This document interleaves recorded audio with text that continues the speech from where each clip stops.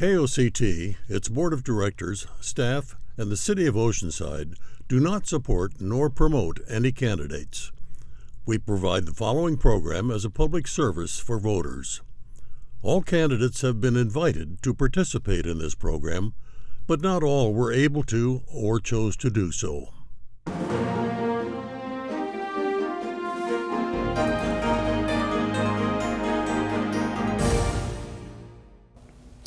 Good afternoon and welcome to KOCT Election 2024 coverage of Oceanside City races for the November election. I am KOCT board member Kent Davey. I'm a retired journalist and newspaper editor. I'm joined today by board member Amy Forsyth, who is an author, speaker, and veteran Marine combat correspondent. We are doing District 3 candidates for a 4-year term. They include Jimmy Figueroa, Tom DeMoy, Laura Bassett, and Austin Sorensen. Each candidate will have 2 minutes to deliver an opening statement, beginning with Jimmy Figueroa first. When we get to towards the end of our hour, we'll start in reverse order and go with 2 minutes for closing. I would like to additionally thank Veterans Association of North County for hosting this forum and appreciate their contribution to us very much. We aren't going to time the answers. We're going to let this be a conversation, try and get around to make sure everyone gets their views taken or articulated with an appropriate comment. With that, Jimmy, you want to give us your first opening statement? Absolutely. Thank you so much. And thank you to KOCT for this opportunity. Hello, everyone. My name is Jimmy Figueroa. I'm a husband, a father of 2 beautiful girls, born and raised in Oceanside in District 3. My wife and I have chosen to raise our girls in District 3. I have lived in District 3 for nearly 30 years. I've dedicated my life and career to serving our community, specifically advocating for safer neighborhoods and enhanced resources in our community. With over 10 decades of public service and insights as a former executive director of a local homeless shelter serving all of North County, I know how to bring collaboration to our city council. As a proven leader in our community, I have led successful initiatives like the NCTD Bus Route 315 that runs through District 3, enhancing essential services to our community. I've also helped with park revitalization and bringing programs to service our youth and families in our community. Currently, I serve as a commissioner on the Police and Fire Commission and a board member on the Maricosta Foundation Board. I'm running for Oceanside City Council District 3 to address our community's most pressing needs impacting our seniors, working families, youth, and homeless. Thank you. Laura. Hi. Thank you, KOCT and Vance, for having this forum. My name's Laura Bassett, and I'm also born and raised in Oceanside. I've lived here since I was born at Tri-City over 57 years ago. I'm married to my husband, Taylor. We've been married 31 years, and we've raised 6 children in this community. And I'm also a licensed real estate broker. I went to El Camino High School, got my degree in accounting at USC, came back home, raised my kids, got licensed as a real estate broker. I'm also a professional fiduciary. I spent most of my time raising my kids, but also very involved with the Oceanside Chamber in Harbor Days and Operation Appreciation. I'm a local business owner over 17 years with my own real estate company. I'm also, my family and I did theater at the Star Theater since 2006, and where I volunteered as a house manager and the head costumer for a while. So we're very, very involved in the performing arts of Oceanside over the last 18 years. And I am running for Oceanside City Council because I see that there's so many important needs. I mean, Oceanside is already doing so many wonderful things, but there's some challenges out there. We need to make sure our fire and our police have what they need to keep us safe. I'm endorsed by both the OPOA and the Oceanside Firefighters Association. I think we need to get homeless off the street and find solutions for clearing encampments permanently. And affordable housing is, of course, a big issue. There's just and getting sand, of course, sand on our beaches to help with our local economy. Again, I come as a local business owner who cares about her community, and that's why I'm running for City Council. Thank you. Tom. Good afternoon. Thank you, KOCT. Hi, I'm Tom DeMoy. I'm running for Oceanside City Council District 3. Let me tell you a little bit about myself. I'm a proud 25-year homeowner in the Tri-City neighborhood of beautiful City of Oceanside. I am a hardworking blue-collar worker with over 30 years in newspaper production. I worked 12 years as a hands-on operations supervisor at the San Diego Union-Tribune. I managed the daily operations of the news and took care of business. So I know how it is to work hard, tackle the hard issues, and get the job done. I am dedicated community volunteer and leader. My community volunteering includes 15 years with the Oceanside Neighborhood Watch policing team, focusing on safety in the streets, crime prevention, and organizing neighborhood watch meetings. This significant aspect of community safety and partnership with Oceanside Police Department builds strong relationships, providing training on crime prevention, home security, and how to effectively report crimes. I have 8 years with Main Street Oceanside and collective board member. We work together fostering accountability and shaping Main Street's destiny. 5 years with the Oceanside 4th of July Parade Committee and volunteer. Downtown Advisory Committee, providing guidance and assistance during the development of process, and over 10 years with Main Street Design and promotional committees. Oceanside is a vibrant, well-connected community, making it one of the most culturally rich cities in the San Diego County, and that's why I want to keep Oceanside unique. And I assure you, as your nonpartisan city council member, I will work hard, listen to our community, tackle the hard issues, and get the job done. Thank you. Thank you. Austin. Hello, everyone. I would also like to thank KOTC for having us out today, and as well everyone that is helping out and volunteering their time. I am Austin Sorensen. I am a member that lives in District 3. I actually just purchased my first home in District 3 because I knew that I wanted to be a part of this Oceanside community that is growing and getting more beautiful every day. I am a small business banker, so I come from a different mindset than some of the other candidates here. What I come from is seeing how small businesses work in our community and seeing how they succeed, as well as seeing sometimes how they don't succeed. So I have came here to essentially offer an alternative type of candidate that is going to be giving you behind the scenes, giving you more of an aspect of seeing how we can help grow Oceanside and continue becoming a beautiful city that we have been. I have a proven track record of helping small businesses in the past. I actually did work during the pandemic along the front lines with the essential workers, and what I was doing was helping keep these small businesses around via PPP loans. And I definitely can tell you that I was able to see what succeeds and what does not succeed. And I want to keep small business the front and keep Oceanside great and just continue the growth that we have had.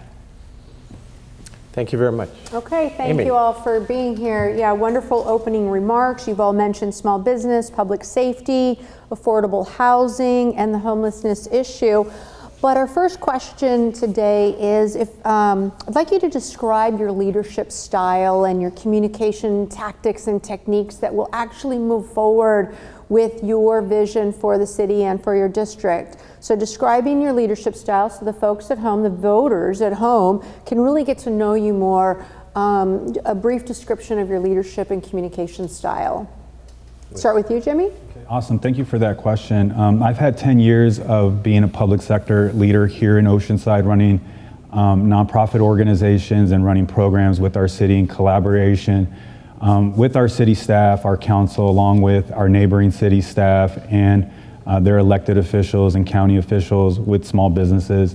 My leadership style is always to be attentive, address the gaps within an organization and within the community, and then work in collaboration with the community members to address those gaps. Transparency and accountability is very important in the public sector. When we're utilizing taxpayer dollars to address gaps in our community, being transparent on how that money is spent is crucial, but also uplifting our teams. That means uplifting the city staff, uplifting everyone that's working on a specific issue, whether that's our NGOs, our nonprofit organizations working in collaboration with the city, faith-based community, small business community. We work in collaboration, united together to address gaps in our community, but it's always about uplifting those that are doing the work and not putting people down. Thank you, Jimmy. Laura? Yeah, so I reflect on this as both a mother of 6, and also I was very involved with my kids' community theater, and I actually ran that organization for a while. And I would have to say that my number one thing is to listen and make sure people feel heard when they bring their ideas to the table. Everyone loves Oceanside, right? Everyone loves Oceanside. So we need to make sure that as a council and a city staff that we're listening to the voters and to our constituents and seeing what they need. And I would say that I like to listen more than I talk. I want to hear what they have to say, but I also, when it relates to getting the job done, I have a saying. I say, let's let them figure it out. They'll figure it out. In other words, the city managers hired qualified people to get a job done, and we don't need to be nitpicking every single thing that they do, but we also need to take that leadership role. So I have a combination of really listening, but then also empowering others to get the job done that they were hired to do. Thank you. Tom? Hi, yes, I have leadership from the newspapers. I was operation production newspaper manager. Every day we would get the news out. We would print the paper. I ran 4 to 7 crews each day. Right now I'm with the Oceanside Neighborhood Watch program, 15 years with Oceanside Neighborhood Watch. We bring the community together, we bring our neighbors together, we have meetings, and I just had a meeting at John Landis Park with another neighbor, Lisa Ocampa, and we had over 32 residents, neighbors in our area at the John Landis Park Neighborhood Watch. We just had another one in May that was over in the Townside area near the coast. Brought everybody together and had the Oceanside Police Department there, the policing team for Neighborhood Watch, and we brought everybody together and they talked about the issues in the neighborhood, how to report crimes, how to get to know each neighbors. So I have plenty of leadership skills. I'm with the Main Street Oceanside. I'm a board member on the Main Street Oceanside board member for 8 years. And what we do is make sure to direct the Main Street, the Sunset Market, the Main Street, the Sunset Market, and the Farmers Market as well. So I've been there with 8 years. I've been with the Promotional and Design Committee for over 10 years, Main Street Oceanside Design Committee. And so I have the leadership it will take to work together with the City Council and elect me as City Council, and we'll get everything done. And there's a lot of stuff in Oceanside to get done. A lot of stuff. Thank you so much. Austin? Of course. When it comes to leadership, I am a firm believer that the best leaders are the ones that are among you, not in front of you. I have a lot of leadership experience in my life. I've been a trainer, I've been a captain, and I've been president of, actually, when I was in college, we had a athletic committee.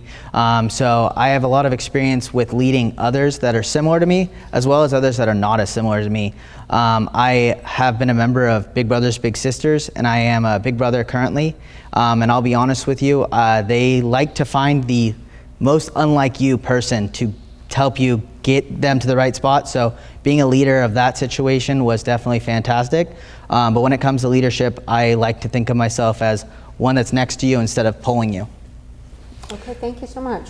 Laura, I believe that the San Diego Regional Task Force on the Homeless, just in time count last, I think it was in January, maybe early February, found that about 300 people were homeless counted in Oceanside. There has been a $11 million award to Oceanside Carlsbad to run a 3-year pilot program to see about moving 200 people out of the 78 corridor into shelter. At the same time, recently, within the last couple of weeks, the U.S. Supreme Court has ruled that cities may ban homeless people from sleeping outside in public places, in parks, and sidewalks. Should the city use such a policy? What should be done? What can we do to affect this problem? So I actually think we have many more than 300. That was one day count.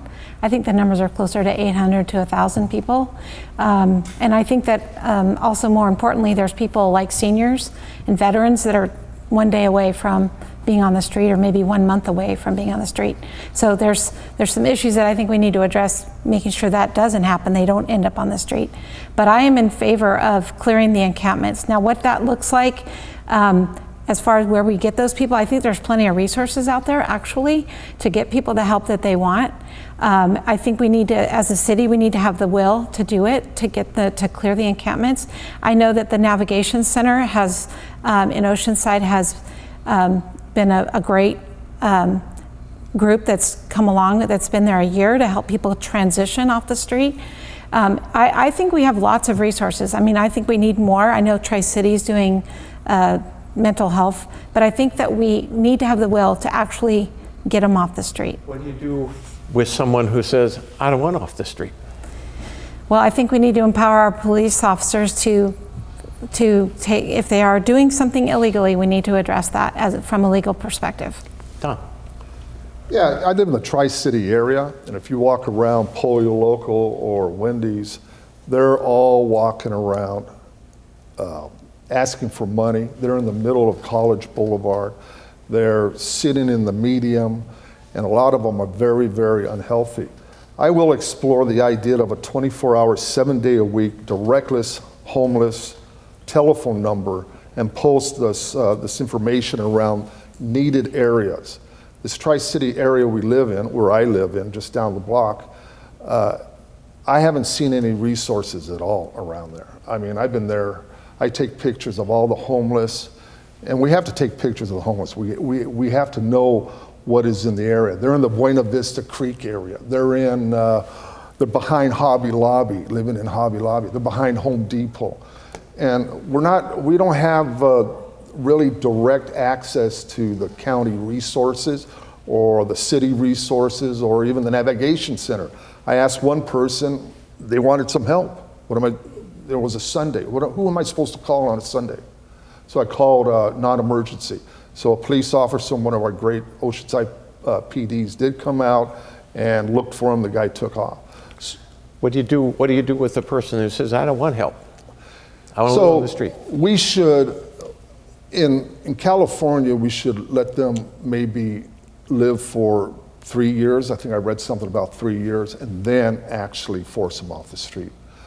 Not force them, but get them off, get them the proper mental health needs that they need to actually get off. I mean, we got to do something. It's not only, I see this one poor guy yesterday, and his ankles are like this. Mm-hmm. And he's going to die on the street eventually. He can barely walk, and he's begging for money right down in front of the Albertsons.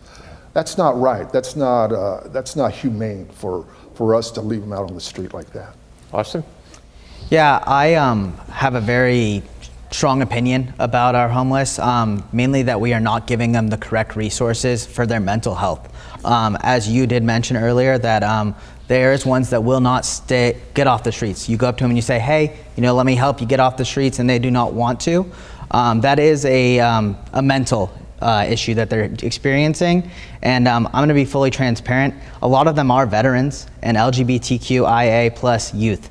It's really sad to see, someone around my age that might have moved here from Missouri thinking they were going to have a better life here, and now they're stuck on the streets because they couldn't afford a $2,500 a month rent. They were able to take 3 months here, and now they can't. Those are the citizens and the civilians that we need to be taking and helping. Yeah, there is going to be people that are going to say, I do not want your help.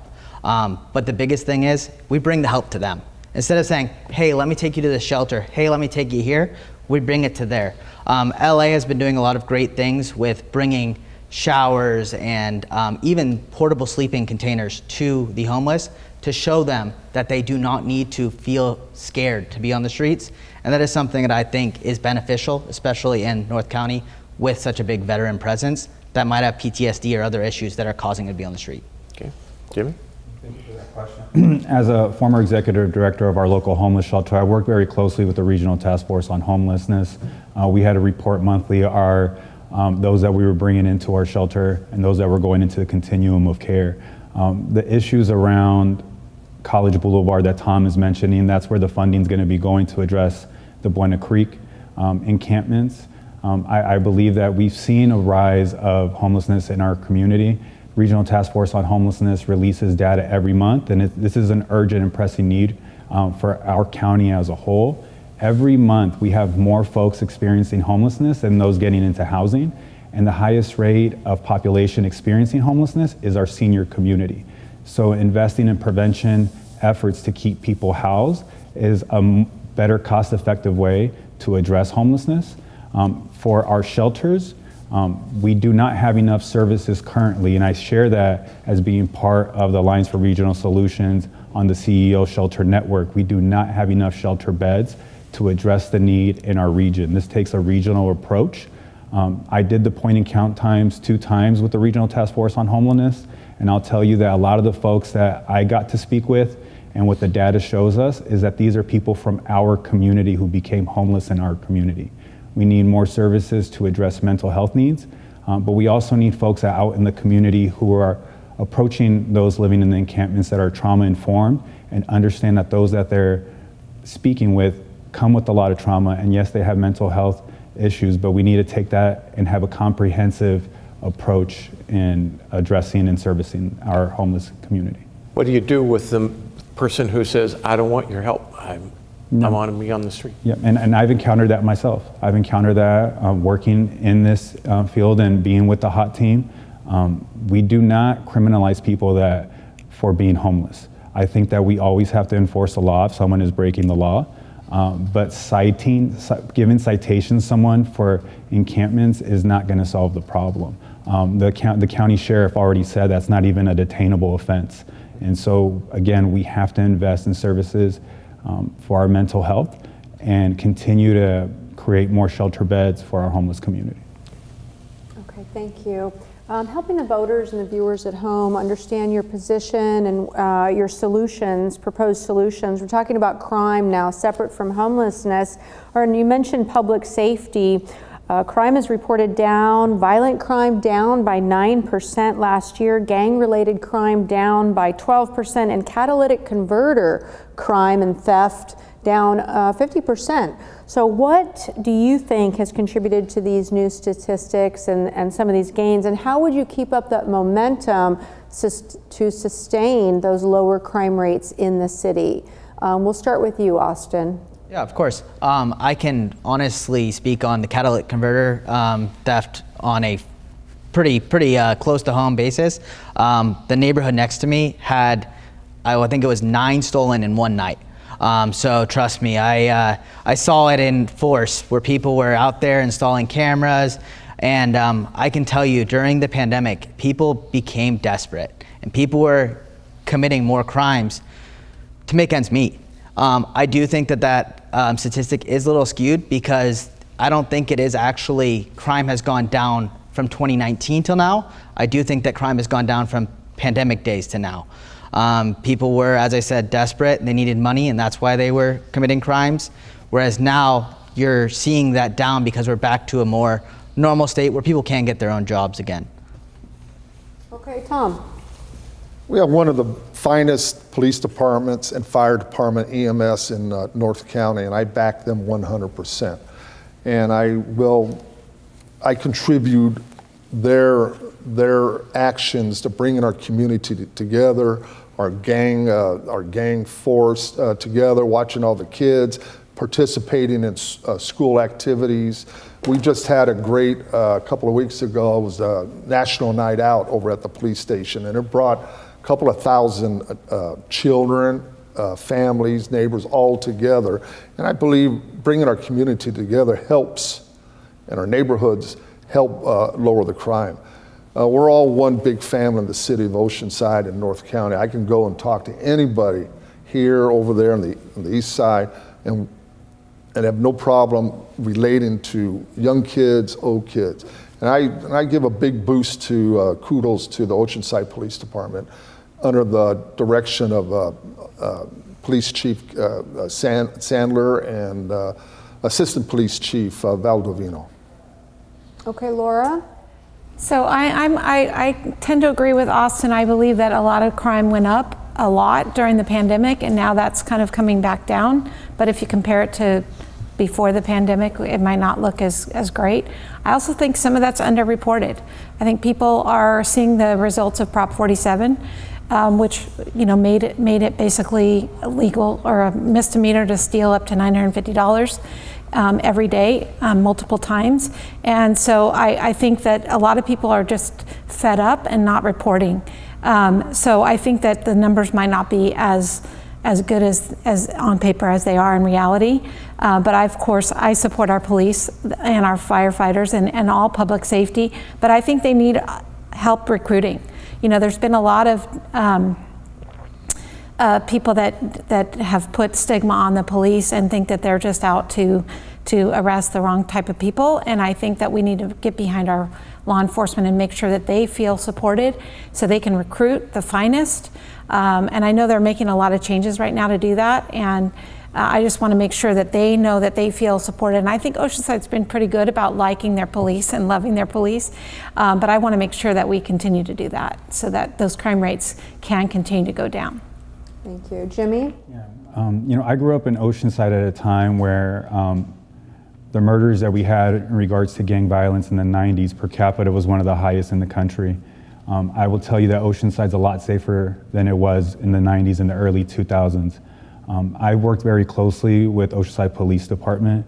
I sit on the Police and Fire Commission. I'm also part of Chief Sadler's Community Advisory Board, and I'll tell you right now that in the conversations I've had with our chief and our assistant chief and our captains, they'll tell you and they'll attribute the crime rate going down because of the collaboration and partnerships we have here in Oceanside with our faith-based community, our robust mentoring programs, working with Oceanside Unified School District, and working with all the nonprofits to address areas in our neighborhoods that historically have had the most crime. I used to run an after-school program in Libby Lake, in the Libby Lake areas, and my third day on the job, we had a shooting where a 13-year-old girl was killed, a 14-year-old boy was killed, and 2 others were shot. In response to that, we worked with the Oceanside Police Department and the City Council to implement crime prevention by environmental design by putting more lights in the community park, working together. And we've done more things like that in the past decade. In 2018, I had the opportunity to work with the County Office of Probation to launch a reentry program here in Oceanside, specifically to work with Oceanside's highest risk youth coming home on probation. That program exists in District 3 and now services youth all throughout North County. That program was created to reduce recidivism amongst that group by 5%. We did it, as of 2022, we had reduced recidivism by 80%.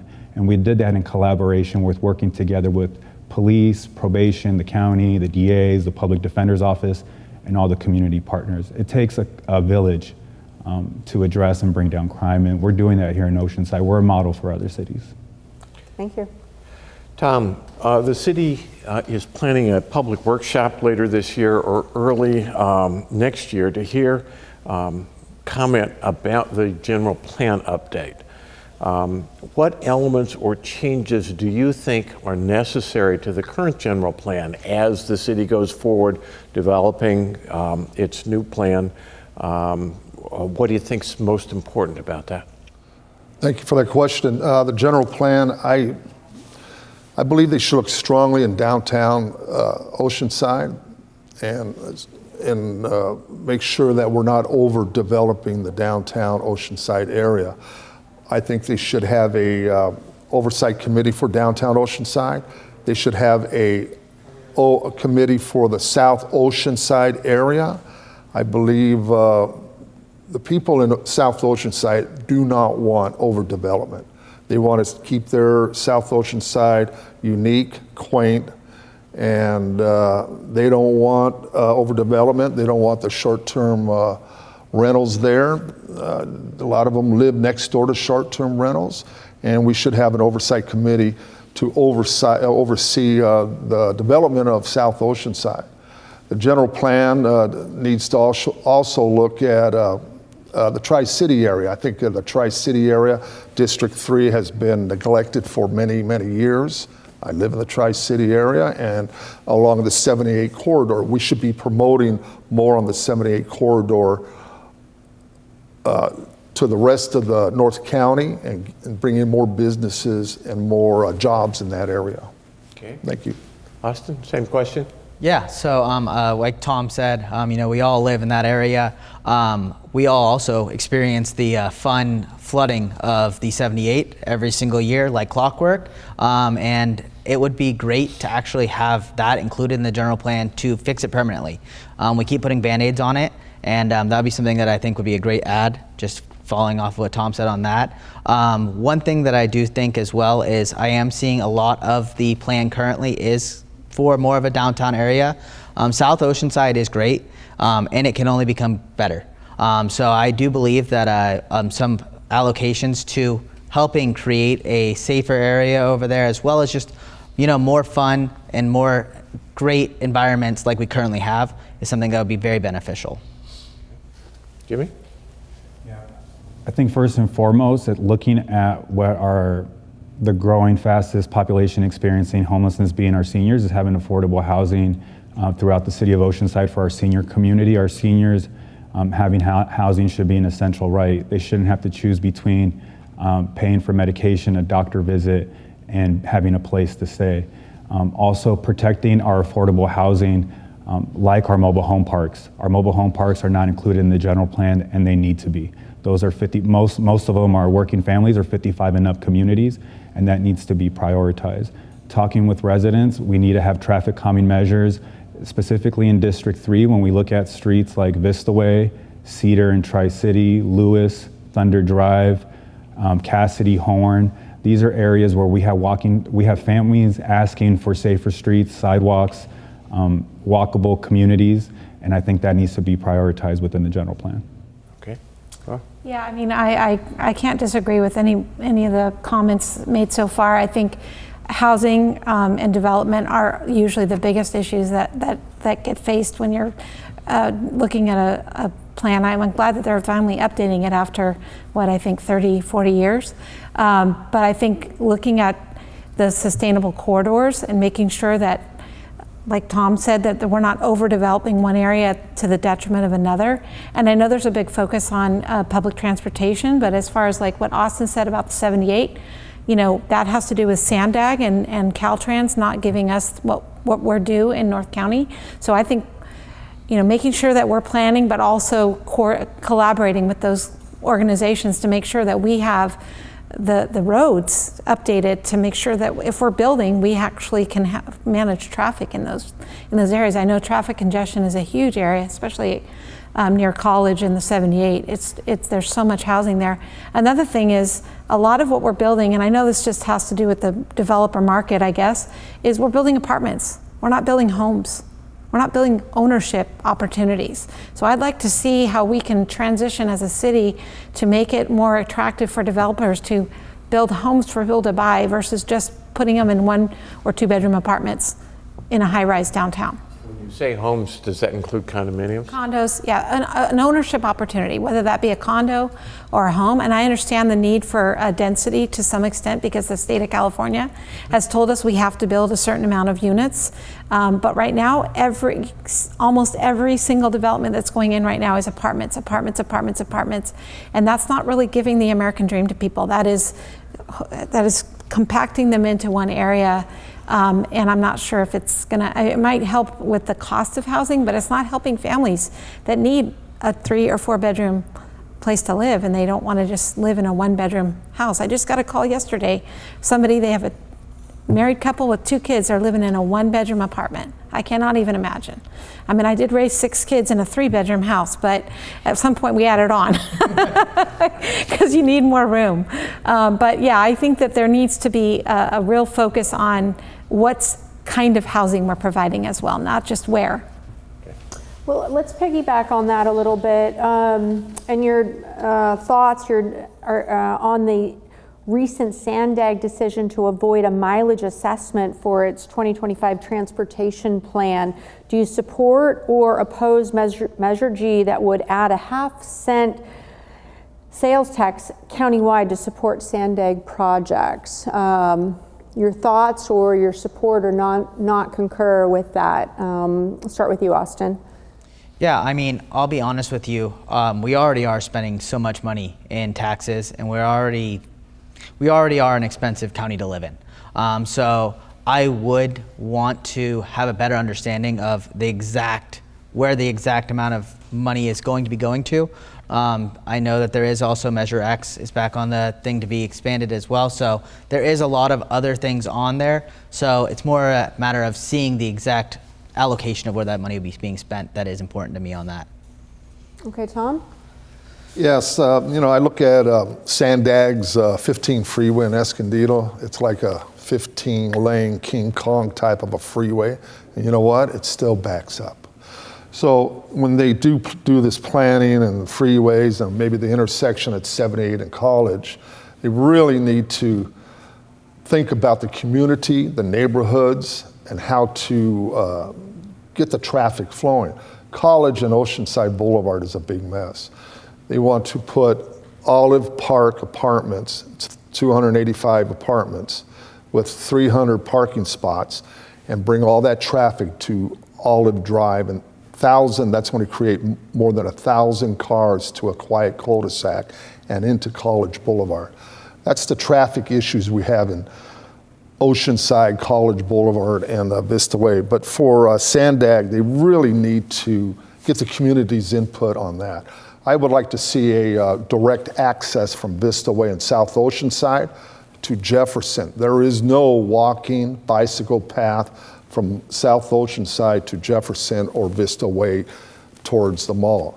I like to see something like that, a non-invasive interchange that would actually help the traffic. But you look at the 15 freeway and all that traffic going towards Temecula or going towards San Diego, it hasn't helped at all. So we really need to get people involved, get the neighborhoods involved, get the community, get the cities involved. Oceanside's got to have a louder and stronger voice on this. It just seems like we sit and just say, well, okay, we'll take whatever you give us. So is that an up or down on Major G? I would say a down on Major on G. I would say down for right now, yes, for right now. Yeah, so I'm in the same boat. I think that, we gave Sandag money a long time ago to fix the 78. We were promised that the 78 would be part of that. It's been, I think, 20 years and we still don't have any expansion of the 78. So I feel like we should not give them any more money until they fix the 78. Okay. Jimmy? Thank you. The median household income for Oceanside residents is $88,000. The cost of living in Oceanside is about $99,000. My family of four lived in a one-bedroom apartment while I was in law school. My wife and our bedroom was in the living room. The girls slept in our room. We have a two-bedroom condominium that we rent right now. We can't afford to buy a home. And that is in line with a lot of the residents who live here in Oceanside, just barely able to make ends meet. Right now, our job to housing ratio is 0.83%, which is less than Vista and Carlsbad. Over 70% of Oceanside residents commute to work. Less than 3% use public transportation. This would impact heavily our families just trying to get by. I'm all for supporting improvements, infrastructure improvements, when it's going to impact North County. North County needs advocacy here in our community to improve the 78, improve our highways, to help our families get to work and also get back to their kids when they have to pick them up from childcare or pick them up from schools. Right now, the average resident is driving over 20 miles, Oceanside resident, to get to work. And so we need to see advocacy. I want to see change before I can approve such a measure because, again, the 78 needs work. The interchange on the 78 and 5 needs improvement. And I want to see Sandag prioritize North County. So that was a no. It's a no until it's changed, and then I would support it the same way that I would support Measure X. A related kind of tax measure is Measure X for the City of Oceanside. It was originally a 7-year measure enacted to raise, they thought, $11 million or so for a set of generalized purposes. This year's budget indicates that it will raise almost $20 million. The Measure X is an extension for 10 years. Do you support its passage? And secondly, how should that money be spent? What do you want to see? How do you want to see that money directed into the future? Let's start with Laura. So Measure X is a tricky one for me. I'll be honest, full transparency, my mom is the head of the oversight committee for Measure X, so I hear a lot of Measure X. One thing I do love about Measure X is they have an oversight committee. So I do feel like the money has been spent wisely, and it has transformed our fire department. I mean, we have a new fire station #1, we have a new EMT program. It has transformed that. I know that police are looking for a new headquarters. So all these great projects that Measure X has done. Do I want more taxes? Absolutely not. Do I want 10 years more? That bothers me a little, that they want to extend it for 10 years. I kind of understand the planning of it. My bigger concern is, what if it doesn't pass? What if it doesn't pass, and what do we do with all our EMTs that are being paid with Measure X dollars? And that's what I've communicated, especially to the firefighters, is what's Plan B? And I've asked that of the city staff, and their answer is, we don't have one. If we don't pass, we fire people. That's not a good enough answer for me. So I don't want more taxes, but I certainly know how invaluable that Measure X has been. If you were on the council and X fails, what would you cut then? I'd have to take a hard look at some of the programs that maybe are extras that we shouldn't as a city be. And again, I'm not going to speak to anything specific because I don't know the ins and outs of every detail of that budget.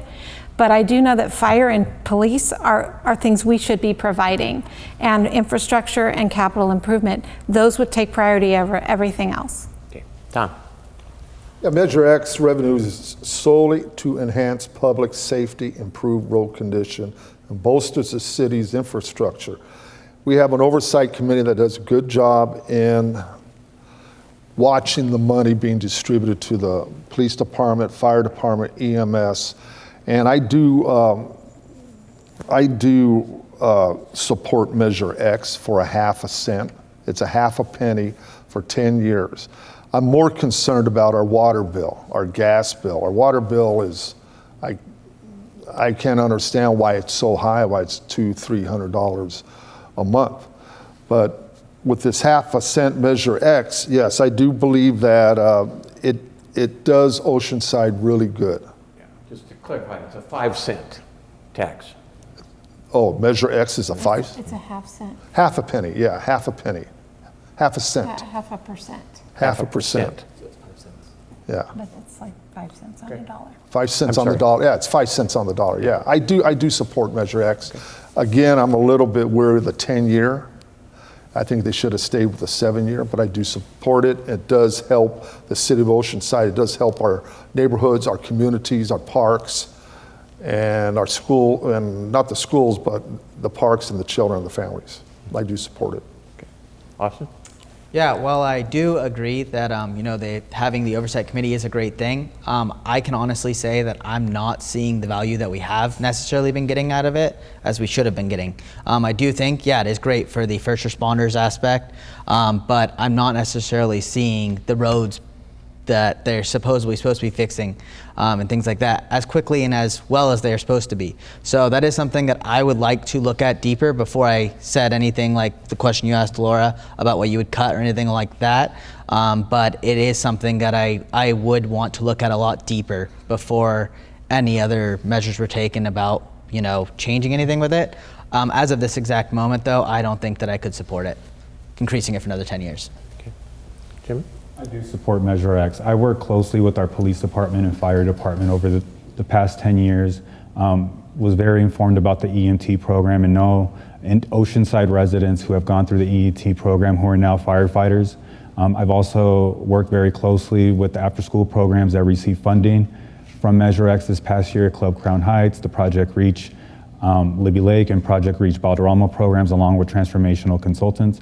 Measure X has brought in 16 to 20, it's projected to bring in close to $20 million this year. Our city needs that money to continue to enhance our public safety, keep crime down. And like I mentioned, crime, one of the ways that we address it is by investing in our prevention-based programs, and that's what Measure X is currently doing at the moment. For a large portion of the Measure X funding in the beginning was going to improving areas near the downtown. I'm hoping that that money will start trickling down into our neighborhoods. Thank you. Thank you. Well, another hot topic here, you're probably hearing from people, voters in the community about the beaches and about the sand. And so we're going to shift gears and talk about that. The City Council unanimously approved a $30 to $50 million sand restoration project for Oceanside beaches. And all roads lead to the beaches because it brings tourism and improves our quality of life here as a beach town. How does your position on replenishing the sand differ from your opponent, or how would you approach this when your vision for putting more sand and replenishing the sand on the beaches? Let's start with you, Tom. Yeah, thank you for the question. Yeah, I believe we need to get the sand as soon as possible. They have the plans for the berms or to put out there, but we need sand right now. I understand they were talking about how the sand travels up and down San Diego coast. And we usually have a replenishing sand about once or twice a year, but it's not enough. And they just put enough just to put around the pier area, but we need sand around Buccaneer Beach. We need sand around Oceanside Boulevard when it comes down to Oceanside Boulevard. We need a lot of sand, period.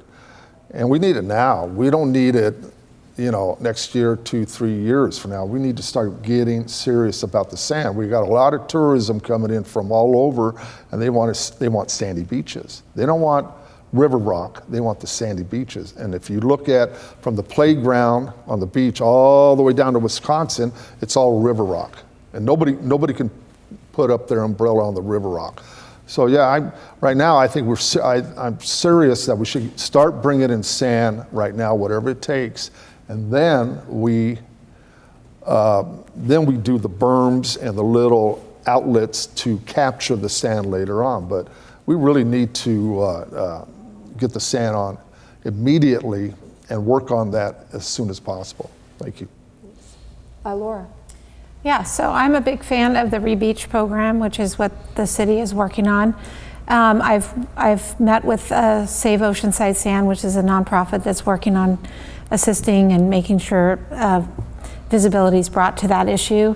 You know, I get that we need sand now, but we also need to make sure we're not just throwing money at a problem that's going to go away, that's going to keep happening every year. And that's what I love about this innovation, is that we're going to actually maybe help solve a problem, a long-term problem.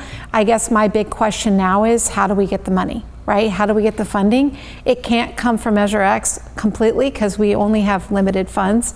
I know that they're working on getting state and federal grants. And I know that hiring Jamie Timberlake at the city to focus on this issue has been a big help in having somebody focus on it.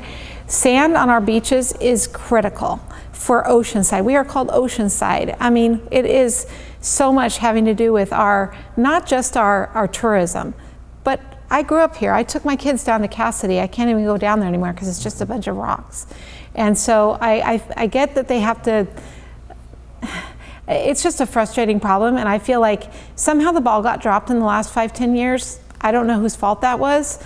I'm just glad they're finally getting around to fixing it, but I'd like to see it more of a long-term fix than it just throws sand on the beach and a few months later it's gone. Okay, Jimmy? Yeah, I fully support the Re-Beach project. Replenishing our sand and retaining our sand is important. We can't, like Laura said, can't throw money away. And so when I look at things like our transit occupancy tax, that is a major contributor to our general operating budget. And people come to Oceanside because of our beach, because of our sand, because of our culture, because of our community. So retaining the sand is very important. I'm a full supporter of the Re-Beach program. On the council, the way that I can assist with that program is making sure that I'm collaborating with other cities, given my experience working with other elected officials, to making sure that we have their support so it's passed by the Coastal Commission. And that's where I feel I can lend my leadership to replenishing and retaining sand on oceanside beaches. In Austin. Yeah, so I think we're all in agreement that the sand is very important. I have actually worked directly with Save Oceanside Sand as well as my working capacity.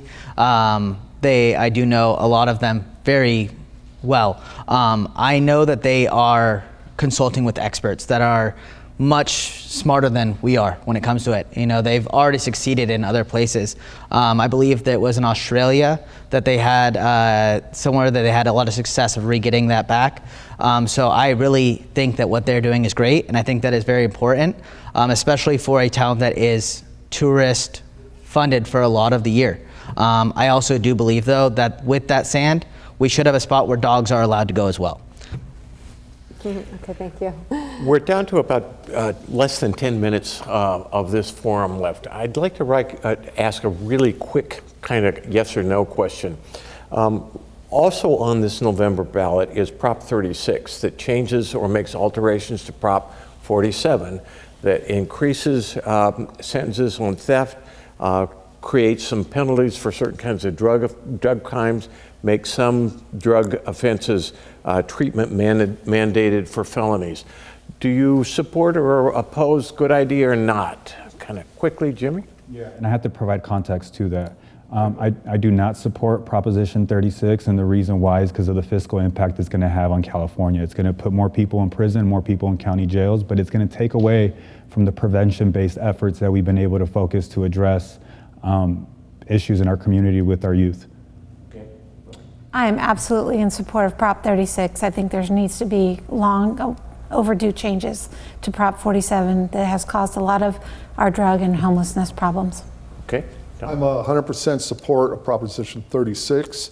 I watch people with shopping carts walking out of supermarkets and there's nothing being done. Yes, they should be held accountable and citizens should be held accountable. Yes, I support it. Okay, Austin. I am not in support, but I will say that there is a lot of good concepts in it, but I do think it would need to be rewritten for me to be in support of it. Okay, thank you for that. We are basically out of time. It's time to do some closing comments, and by agreement, I think we're going to start with Austin, up to a couple of minutes, and come back this way. Of course. So I'm going to keep this short and sweet. I am honestly here to give you guys a candidate that is here for the small businesses of the area. I definitely can tell you that I might not have the experience that some of the other candidates might have when it comes to real estate, volunteering with nonprofits locally, but I do run a nonprofit currently with my family, and I am a big brother, as I stated earlier, as well as a Special Olympic coach. So I definitely come from a very unique background, and with that background, I have seen a lot of different things. I am a firm believer that we need to be supporting our youth, especially our LGBTQ+ youth, as well as our veterans. There is so many veterans that are coming here, and they're finding out that they might, be done with their service, and they don't know where to go. And where we need to be helping them get jobs and stay here in Oceanside and the neighboring communities and supporting our great community. I do think that as a whole, this group can make a difference in Oceanside, and I'm very excited to see what happens in this 4-year term of the City Council. And I'm also very excited to see what happens with the other local elections in Oceanside. Thank you. Tom. First of all, I want to say thank you to KOCT and all the professionals here in the studio. Thank you to moderators Kent Davies and Amy Forsythe for creating a positive and productive atmosphere. And special thanks to Jimmy, Laura, and Austin here. Good luck to all of us. I have the leadership to solve problems and focus on the issues. And as your city council member, I will focus on the homeless and the unsheltered. I'll focus on the affordable housing, short-term vacation rentals, overdevelopment in South Oceanside, the heavy traffic on speeding on Vista Way in South Oceanside, safety on our streets, our seniors, our veterans. I'll focus on our parks, estuaries, beaches, and sand. I'll support police, fire, EMS, and that's very important to me. I'll embrace and support all our cultures here in Oceanside, which is paramount in everything that makes Oceanside unique. I am all over Oceanside talking to our neighbors, families, and friends, and I won't be the disappearing councilman, and I will not sit in the laps of big developers. So please check out my website and all the happenings in Oceanside. It's Tom DeMoy for Oceanside City Council District 3. It would be my honor to serve as your City Council District 3, and let's keep Oceanside unique. Thank you. Thank you. Laura. Thanks. Again, thank you for having me. And I do want to take my hat off to all of us up here running for office. It's so hard to run and put yourself out there, put your views out there, get the hard questions. And I just thank you so much for this opportunity to bring our thoughts to you as voters. I'm running because I am Oceanside, and I have lived here my entire life. Like I said, I raised my 6 children here. I didn't leave. I stayed here in my community because I love it. I want to make it better. I want to make it safer. I feel like I bring a very unique perspective in that I am a business owner. I have run a business for over 17 years, so I'm a doer. I've run nonprofit theater companies. I've managed 70 kids on a stage and moms to go with it, stage moms. So I am a doer and a get things accomplished. I am 100% behind our fire and police. They have endorsed me. Their associations have endorsed me. I'm also endorsed by the Oceanside Chamber as a business owner. And I want to make sure that our streets are safe, our homeless are taken care of, our encampments are cleared, and our sand is on our beaches. So you can visit me at bassettforcitycouncil.com or call me at 760-583-0851. And remember to vote for Laura Bassett in November. Thank you. Thank you, Jimmy. Absolutely. Thank you, everyone. Thank you, KOCT, and thank you for everyone involved. Like Laura said, this is not easy. And so I truly appreciate everyone's efforts. We all care about Oceanside. I love Oceanside. Oceanside is home. It has always been home. I have dedicated my life to serving this community, and that will continue to happen whether I'm on the council or I'm not on the council. Providing resources to our underserved communities, advocating for our seniors, uplifting our working families is something that I've done my entire career. As a respected community leader in Oceanside, but also throughout the county of San Diego, I have the proven experience of working collectively with our neighboring cities, their elected officials, their staff, county officials, other nonprofit organizations to bring practical solutions to our community and continue addressing gaps. I'm running for Oceanside City Council because we have families being displaced out of Oceanside. We have seniors on the verge of experiencing homelessness, and they need advocacy and they need leadership to help support them. I'm here to support our neighborhoods and to prioritize the residents of Oceanside. For more information, please visit jimmyfigueroa.com. Thank you. I'd like to thank you, District 3. Candidates Jimmy Figueroa, Tom DeMoy, Laura Bassett, Austin Sorensen. I'd like to thank Veteran Association of North County for allowing us to, hosting us, allowing us to do this presentation here. Thank you to the voters and KOCT watchers. We will be back with other KOCT election 2024 segments at a later date. In the meantime, these segments will reappear or replayed on koct.org. I'd like to thank my co-host, Amy Forsyth. Amy?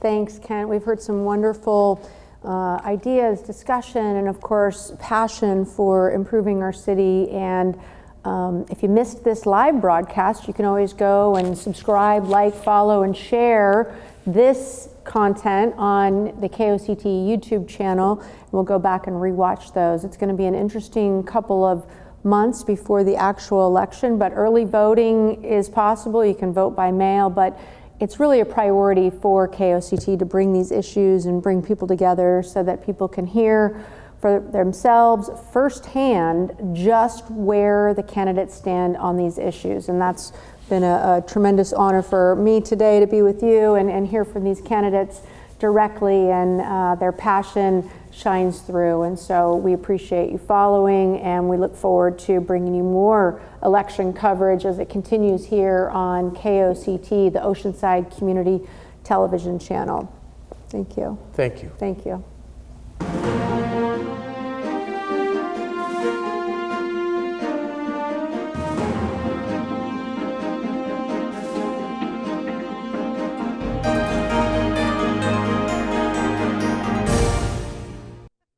KOCT, its board of directors, staff, and the City of Oceanside do not support nor promote any candidates. We provide the following program as a public service for voters. All candidates have been invited to participate in this program, but not all were able to or chose to do so. You're watching KOCT Television in Oceanside.